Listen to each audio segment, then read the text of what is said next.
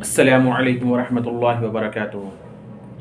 पिछली वीडियोस में हम मसबूक और मुद्रिक के बारे में बता चुके हैं कि अगर इनकी नमाज़ निकल जाए तो इनको किस तरह से नमाज़ को अदा करना चाहिए। आज की वीडियो में हम बात करने वाले हैं कि लाहिक की नमाज़ अगर निकल जाए तो वो किस तरह से अपनी नमाज़ को अदा करेगा।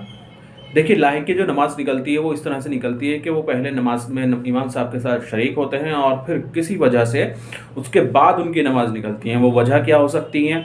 वो वजह हो सकती है कि वो नमाज में सो गए और उसके बाद एक या एक से ज़्यादा रकात उनकी निकल गई, या वो नमाज में इमाम साहब के साथ शरीक हुए और फिर उनकी वज़ू टूट गई और वो वज़ू करने के लिए गए तो इतनी देर में उनकी रकातें निकल गई। या तीसरी वजह ये हो सकती है कि नमाज में नमाजियों की इतनी ज़्यादा कसरत हो कि वो सही तरीके से रुकू और सजदे अदा नहीं कर पाए, जिसकी वजह से उनकी रकात निकल गई।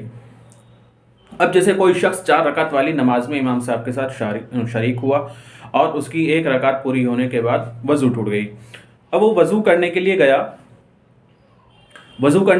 वज़ू करके आया तो उसको इमाम साहब के साथ आखिरी रकात का सजदा मिला, यानी कि उसकी एक या एक से ज़्यादा रकात उसकी निकल गई। अब उसको क्या करना चाहिए? वो पहले इमाम साहब के साथ नमाज में शरीक हो जाए और नमाज में शरीक होने के बाद सबसे पहले वो अपनी फौतशुदा रकात को पूरा करे बिना किरात के। जिस तरह से वो इमाम साहब के पीछे नमाज पढ़ता है उसी तरह से पहले वो अपनी रकातों को, छुटी हुई रकातों को पूरा कर ले, किरात ना करे, क्योंकि वो उस वक्त भी मुक्तदी है।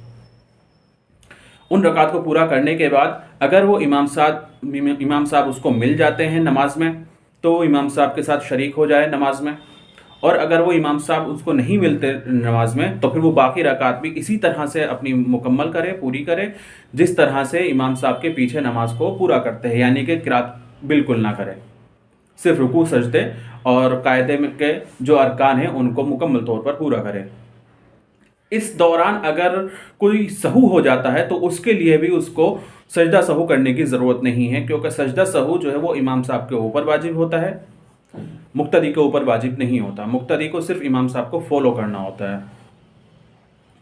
और इसी तरह से अगर इमाम नमाज में वो सो गया या कोई और तरीका हुआ तो उसका तरीका यही है। ये लाहिक को नमाज को किस तरह से अपनी छुटी हुई रकातों को अदा करे उसका तरीका है।